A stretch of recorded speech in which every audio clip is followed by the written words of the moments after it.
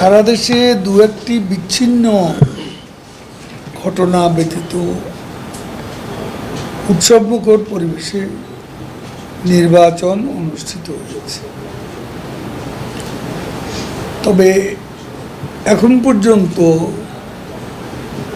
এই নির্বাচনে প্রাণহানির কোনো খবর নেই। এ ধরনের সংবাদ এখন পর্যন্ত আমরা পাইনি। তার মানে নির্বাচন চলাকালে কোনো প্রকার ক্যাজুয়ালিটি হয়েছে এমন কোনো প্রমাণ নেই। আর কক্সবাজারে সম্ভবত একটা ভোট কেন্দ্র করা হয়েছে, ছোটোখাটো ঘটনা। হবিগঞ্জে ভোট জালিয়াতির অভিযোগে একজন গ্রেপ্তার, চট্টগ্রামের পটিয়ায় ব্যালট পেপার ছিনতাইয়ের ঘটনা, একটি কেন্দ্রের ভোট গ্রহণ স্থগিত করা হয়েছে পটিয়া আসলে। আর জাল ভোট প্রদানে সহায়তা করায় নোয়াখালী সদর উপজেলায় একজন এজেন্টকে কারাদণ্ড প্রদান করা হয়েছে।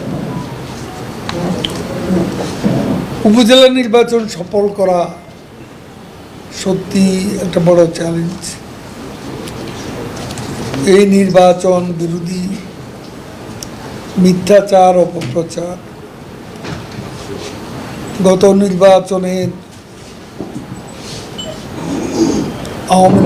নির্বাচনে আওয়ামী লীগের বিজয়ের পরও বিএনপি এখন তাদের গলাবাজিটা আগের তুলনায় অনেক বেড়ে গেছে। তারা মাঠের আন্দোলনে ব্যর্থ, নির্বাচন ঠেকাতে ব্যর্থ। এই ব্যর্থতার কারণে তারা আসলেই হতাশ এবং ক্লান্ত। কর্মীদের চাঙ্গা করার জন্য তারা সর্বশেষ যে কর্মসূচি সেটা দেখলাম লিফলেট বিতরণ। তাদের আন্দোলন এ পর্যন্ত এসে ঠেকেছে। এখন আবার গরমের পর, ঈদের পর নতুন করে আন্দোলনের স্বপ্নে তারা বিভোর হয়েছে। তারা ভেবেছিল যে জাতীয় নির্বাচনের পর দেশে একটা দুর্ভিক্ষ হবে,